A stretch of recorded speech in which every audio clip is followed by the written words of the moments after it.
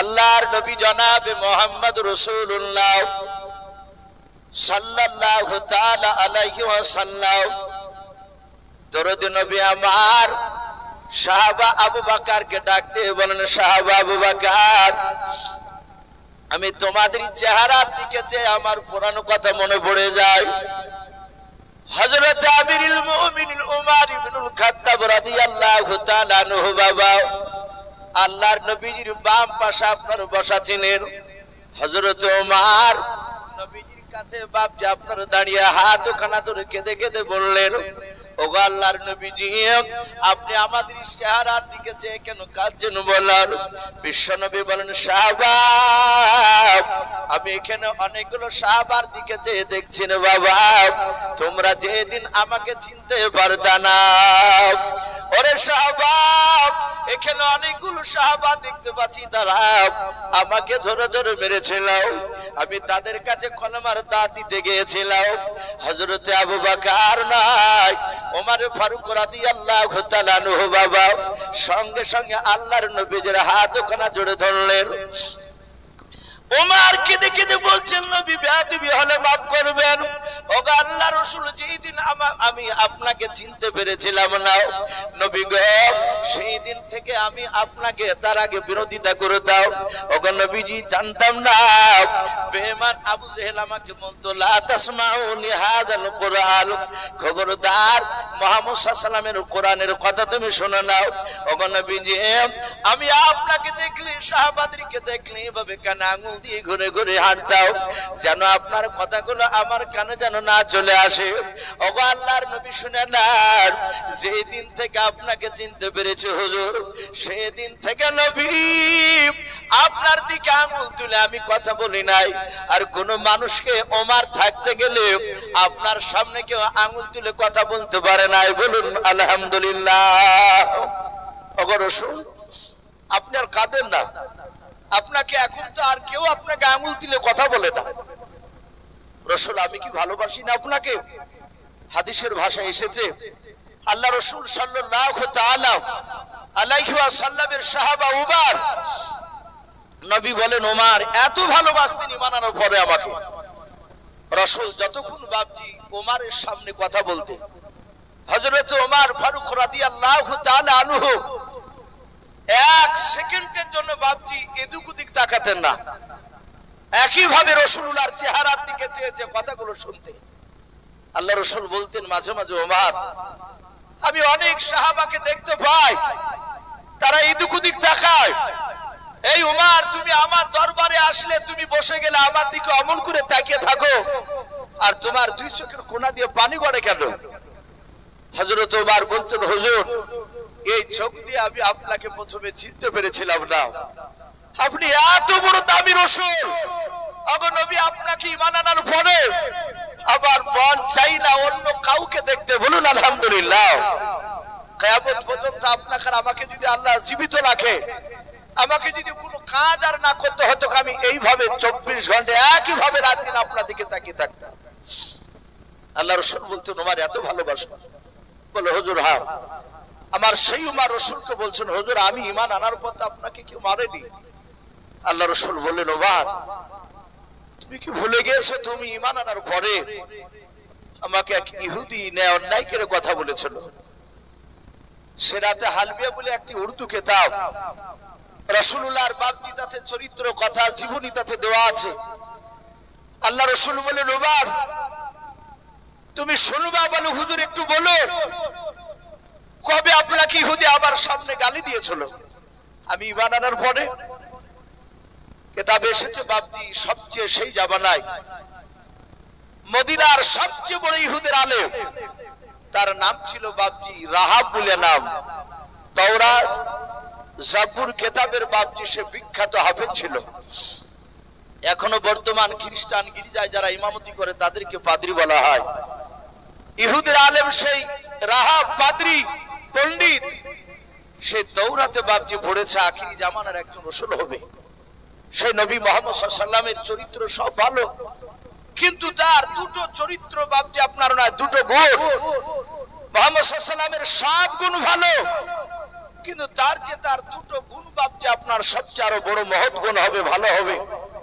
এক নাম্বার, মুহাম্মদ সাল্লাল্লাহু আলাইহি ওয়াসাল্লামের সামনে হাজারো অন্যায় করলে উনি অন্যায়কারীকে মাফ করে দিবেন, বলুন সুবহানাল্লাহ। আল্লাহ রসুলের বাপ যে আপনার, তিনি রসুল হবে, তিনি জীবনে আমানতের খেয়ানত করবেন না। এই দুটো গুণ বাপজি ইহুদের আলেম রাহাব কেতাবে পড়েছে। পড়ার পরে তার একটা ভাতিজা ছিল, কেউ লিখেছেন তার ভাতিজার নাম ছিল উসামা। তো সেই ইহুদির আলেম তার ভাতিজা উসামাকে ডেকে বলছে, ভাতিজা তুমি কোথায় যাবা? বলে, চাচাজি আপনি তো জানেন আমি শাম দেশে ব্যবসা করতে যাই।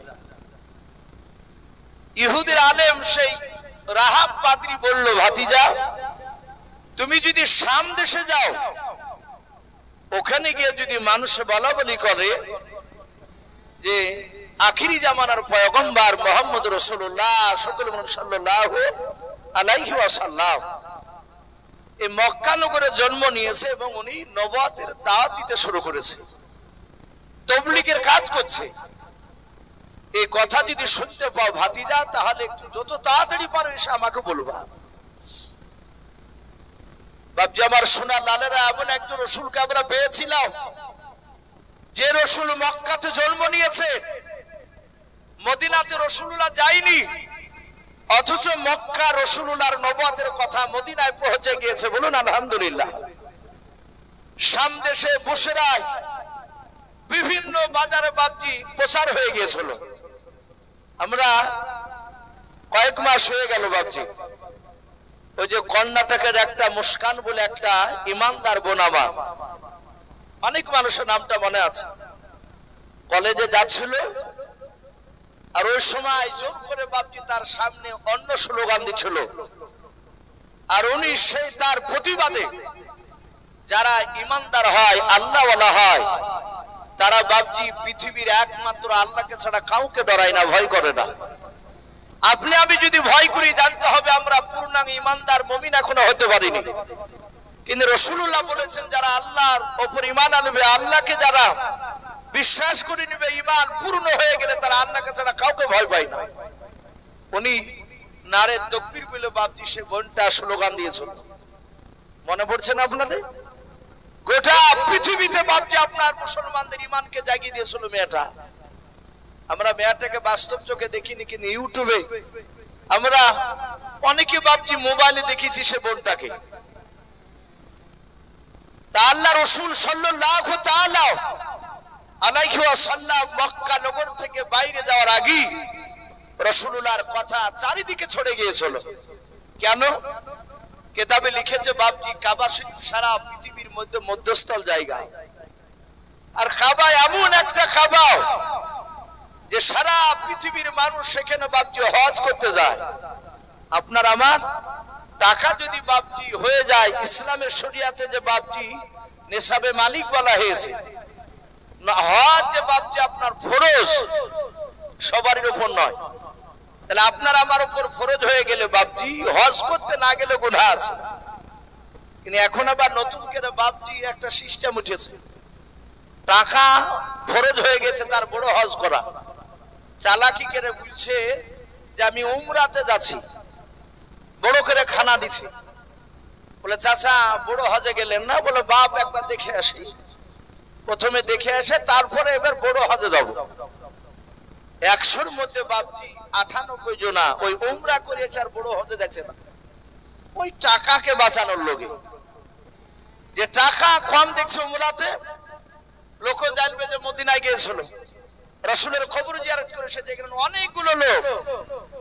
আবার হাজী সাহেব না বললে রাগ করছে, আমি কেন কথাটা বললাম, উমরাতে করে এসেছে। আমি বললাম কি ব্যাপার দাদু কেমন আছেন, সালাম দিয়ে তখন বলছে হ্যাঁ মৌলবী মানুষ তুমি, আমাকে হাজী সাহেব বলে সালামটা দিলে না আগে?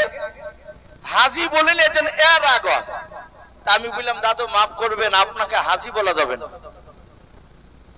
তখন বলছে তোমরাই ফতোয়াবাজি করে বেড়াও গা, তোমরাই বলো না। তাছাড়া প্রায় লোক আমাকে হাজী সাহেব বলে। এদিন আজ 3 দশক আগেকার কথা বলছি বাপজি। হজ এমন একটা জায়গা, আল্লাহ রাসূল মক্কাতে জন্ম নেওয়ার আগেও কাবা শরীফে বাপজি মক্কাতে পৃথিবীর মানুষ হজ করতে যেত। কথা সত্য না মিথ্যা বলুন? তারা হজে যেত, কিন্তু তখনকার হজের নিয়ম ছিল আলাদা। আল্লাহ রাসূল সাল্লাল্লাহু তাআলা আলাইহি ওয়াসাল্লামকে আল্লাহ এমন একটা জায়গায় পাঠিয়েছিলেন মক্কাতে, সারা পৃথিবীর মানুষ সেখানে হজ করতে যায়। মক্কা নগরে রাসূলুল্লাহ কলমার দাওয়াত দিয়ে দিয়ে দেখলেন সবাই মানে না, সবাই রাসূলকে মানেনি। আল্লাহ রাসূল শুনতে পেলেন সেই মদিনা থেকে, তখন তো মদিনার নাম ছিল না, নবীজি মক্কা থেকে মদিনাতে হিজরত করে যাওয়ার আগে ওই মদিনার দেশটার মদিনা ছিল না। কোরআন শরীফের তাফসীরে পাওয়া যায়, মারফুল কোরআনে দেশটার নাম ছিল ইয়াসরিব। কি নাম বললাম? ইয়াসরিব নাম, ওই এখন যেটা বর্তমান মদিনা হয়েছে। তো ওই ইয়াসরিব দেশ থেকে বাপজি এক নয় দুই নয় 50টা বয়স্ক লোক আর যুবক ছেলে মিলে তারা দল বেঁধে বাপজি হজে এসেছে। আল্লাহ রাসূলের কাছে একটা বাচ্চা ছেলে গিয়ে বললেন, ওগো আল্লাহ রাসূল, ইয়াসরিব অর্থাৎ মদিনা থেকে 50টা লোক আমি দেখে আসলাম, তারা কাবা শরীফের পাশে দূরে তারা তাম্বু টাঙিয়ে আছে, তারা বৈকাল বেলায় তাম্বু টাঙালো। আল্লাহ রাসূল কই বাচ্চা ছেলেটা ভালোবাসতো, নবীর উপর ঈমান এনেছিল। আল্লাহ রাসূল বললেন, বাবা সত্যি বলে? হ্যাঁ। নবীজি বুক ভরা আশা নিয়ে চিন্তা করলেন, আমি আজই রাত্রি বেলায় যাব। ওরা বিকালে এসেছে, তাম্বু টাঙিয়েছে, আমিও গিয়ে ওই ময়দানে গিয়ে তাম্বু টাঙাবো। তাম্বু টাঙিয়ে সারা রাত সেখানে কোরআন তেলাওয়াত করব, আল্লাহর ইবাদত করে সকালবেলায় আমি ওই মদিনার বাসীদের কাছে গিয়ে এই দ্বীনের দাওয়াত, কলমার দাওয়াত দেব। সম্মানিত ভাইরা আমার, বাবা জীবনেরা, আল্লাহ রাসূল সাল্লাল্লাহু তাআলা আলাইহি ওয়াসাল্লাম তিনি গিয়েছে, আর বেঈমান আবু সেহেল বাপজি লক্ষ্য করত যে মুহাম্মদ সাল্লাল্লাহু আলাইহি ওয়াসাল্লাম কোথায় কোথায় যায়, ও নবীর বিরোধিতা করত। আবু সেহেল দেখলো এতে বেটা চলে গেল ওই মক্কা নগরের কাবা শরীফের ওই ময়দানে। তখন তো বাপজি এত ঘর ছিল না, ফাঁকা মরুভূমি পড়ে। আল্লাহ রাসূলকে যেতে দেখে বাপজি বেঈমান আবু সেহেল রাত্রি বেলায় আরো 9টা লোককে, কেউ বলেছেন 10টা লোককে দেখে সে একটা দল গুছিয়ে নিয়ে মদিনার সব বাপজি আপনার তাম্বুতে গিয়ে মানুষকে ডাকলো। তারা 5টা তাম্বু টেঙেছিল, এক একটা তাম্বুতে 10 জন করে মানুষ, 5-10-50 সবাইকে ডাকলো। ডেকে বলছে, এই এই ইয়াসরিব দেশের মানুষেরা, তোমরা আমাকে চিনো, আমি কে? আল্লাহ রাসূলের ব্যাপারে বাপজি তারা তো জানে না, নবীর নামই শুনেনি তারাও। আবু সেহেল বলল, আমি মক্কার বড় নেতা, আমি তোমাদের বাপ দাদাদেরকে ভালোবাসি, শুনে নাও, আমি তোমাদেরকে একটা কাজ থেকে সাবধান করতে এসেছি। মদিনার বয়স্ক লোকেরা বলল, ভাই আবু সেহেল, আমাদেরকে কোথা থেকে সাবধান করবা? ডাক দিয়ে বলল, ওই দেখো তাম্বু দেখতে পাচ্ছ, রাসূলুল্লাহর তাম্বুকে দেখাচ্ছে, জাইতুন তেলের বাতি জ্বালিয়েছে। বলে, হ্যাঁ দেখতে পাচ্ছি। বলে, ওই তাম্বুর ভিতরে মক্কার সবচেয়ে বড় পাগল ভরা আছে, বলুন আস্তাগফিরুল্লাহ। সারা পৃথিবীর মধ্যে শ্রেষ্ঠ রাসূল, যে রাসূলের শরীর থেকে ঘাম বেরোলে মুশকে আম্বার নাই খুশবু বের হতো, বলুন সুবহানাল্লাহ। যে রাসূলুল্লাহ রাস্তা দিয়ে একদিন হেঁটে গেলে, তিরমিজি শরীফে এসেছে, ওই রাস্তায় রাসূলুল্লাহ বাপজি 14 দিন না গেলে ওই রাস্তায় নবত খুশবু পাওয়া যেত। মক্কার লোকেরা বলতে গিয়ে রাস্তায় যে রাসূলুল্লাহ গিয়েছে, আর সেই রাসূলকে বাপজি মক্কার বেঈমান আবু সেহেল নবীকে পাগল বলছে। এখনো বাপজি যারা দেখবেন আল্লাহর উপর ঈমান নাই, যারা টুপিওয়ালা দাড়িওয়ালাদেরকে দেখলে তারা অনেক কথা বলে ফেলে। আবু সেহেলরা যেমন বলতো, আবু সেহেল বলল, ওই লোকটার কাছে তোমরা রাত্রি বেলায় যাবে না। বলে, কেন? বলে, সে একটা নতুন কি কথা বলছে, ওই কথা যদি না শোনো, আমাদের বাপ দাদার বিরুদ্ধে কথা বলছে, না শুনলে তার তাম্বুর ভিতরে পাথর ভরা আছে, আর সেই পাথর দিয়ে বেটা তোমাদেরকে মেরে শেষ করে দিবে। তোমরা রাতে যদি না যাও, সকালবেলায় ওই পাগলা আসবে তোমাদের তাম্বুতে। আবু সেহেল এটাও জানে যে রাসূলুল্লাহ আসবে, কৌশল করে বাপজি কথাটা বলছে।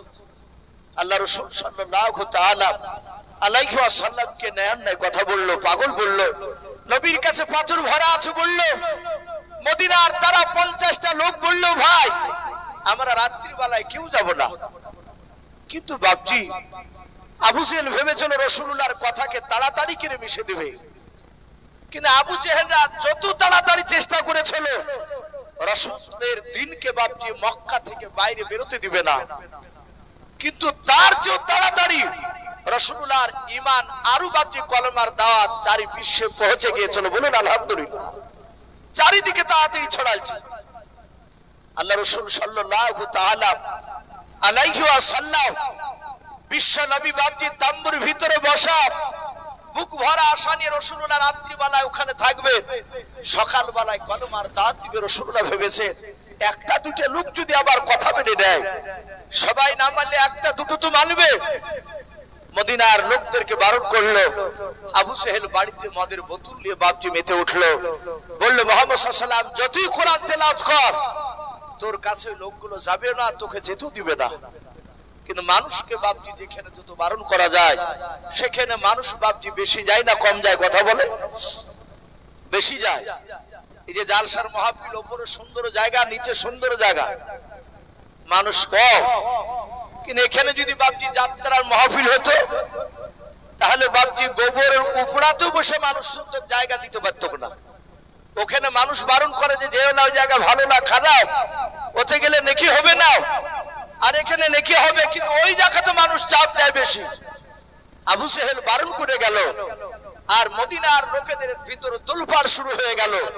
ওই তাম্বুর ভিতরে পাগলটা আছে ভরা, বলে গেল সে কালো না ধুলো, সে মোটা না সরু, তার পোশাকগুলো ময়লা যুক্ত না পরিষ্কার, তার চুলগুলো এলোমেলো হয়ে আছে না, একটু দেখার দরকার। জোরে বলুন সুবহানাল্লাহ।